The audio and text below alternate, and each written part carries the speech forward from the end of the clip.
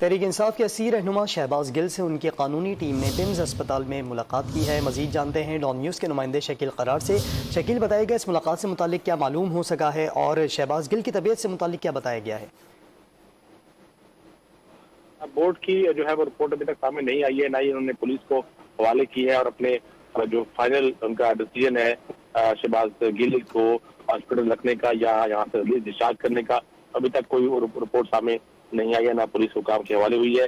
جبکہ انتظار اپن جو تھا کہ قیادت میں جو شہباز گل کی وکلا کی ٹیم ہے اس کی 1 گھنٹہ سے زیادہ ہو چکا ہے، ان کی ملاقات جاری ہے ہاسپٹل میں کے کمرے میں، اور ابھی تک ملاقات ختم نہیں ہے۔ ملاقات ختم ہوگی تو اس کے بعد وکلا آ کے میڈیا سے بات کریں گے اور بتائیں گے کہ وہ آئندہ جو قانونی جنگ ہے اس کو کس طرح آگے بڑھائیں گے، کس طرح لڑیں گے، کہ یہ ملاقات جو ہے وہ اسلام آباد ہائی کورٹ کے حکم پر کی جا رہی ہے۔